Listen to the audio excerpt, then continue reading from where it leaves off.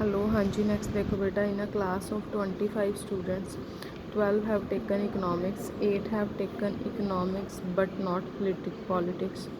Find the number of students who have taken economics and political science and those who have taken political science but not economics. ਜਦੋਂ ਵੀ ਕਦੀ theoretical sums ਆਉਂਦੇ ਆ ਤਾਂ ਸਭ ਤੋਂ ਪਹਿਲਾਂ ਤਾਂ ਈਵੈਂਟਸ ਨਾਲ ਡਿਨੋਟ ਕਰਨਾ ਬਹੁਤ ਜ਼ਰੂਰੀ ਹੁੰਦਾ। ठीक है। So in a class of 25 student, total number of students कितने हैं 25, 12 हैव टेकन इकोनॉमिक्स। सो सब तो पहला उन्होंने ईवेंट्स लिखी दे है। ईवेंट्स दे विच देखो उन्होंने किन्नियां बारे गल कीती है। ईवेंट्स जिहड़े हुंदे है कि इहदे च उन्हें एक गल कीती है इकोनॉमिक्स सबजैक्ट बारे, ठीक है। एक गल उन्होंने कीती है पॉलिटिक्स बारे, ठीक है। So we will denote let A B the events which denotes the students that have taken economics as a subject, and B is the set which represent the students who have taken politics as a subject, ठीक है।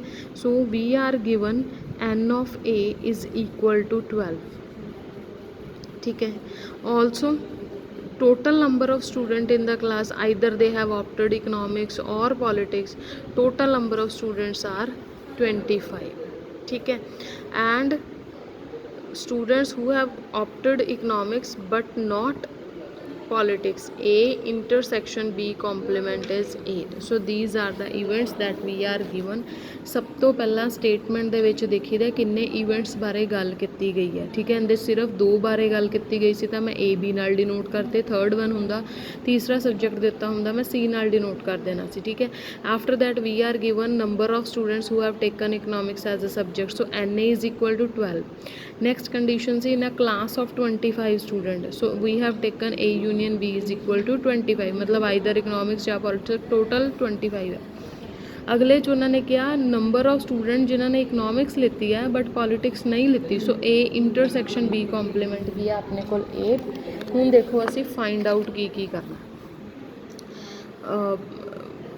find the number of the students who have taken economics and politics, that means we have to calculate A intersection B, one thing A calculate करना है।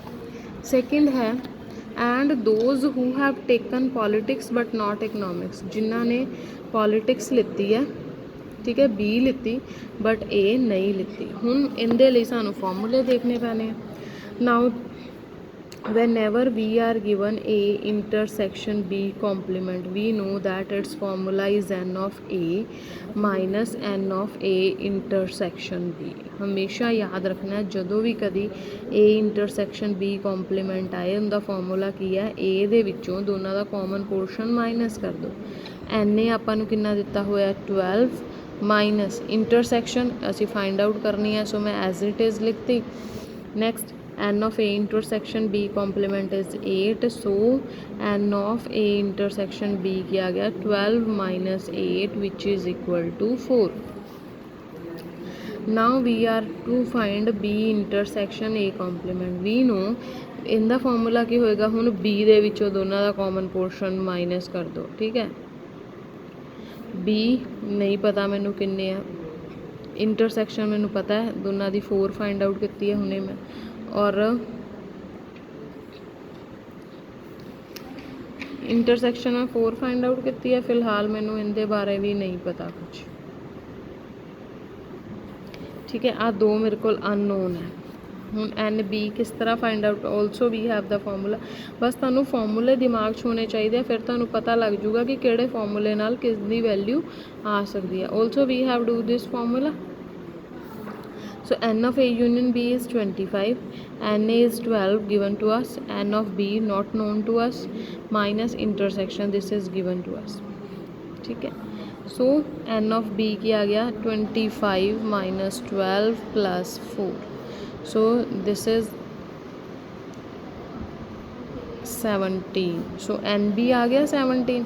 हुण तुहाडे कोल B intersection A complement भी आ जाएगा which is 17 minus 4 which is 13 answer. So इस तरीके नाल तुसी पूरे दा पूरा सम सॉल्व करना। इवेंट्स डिफाइन करो, उन्होंने जो भी सिंबल्स दे विच रिप्रजेंट करो, फिर देखो फाइंड आउट की करना है और फिर देखो कि उसी उनके ते फॉर्मूला किहड़ा अप्लाई करना, ठीक है।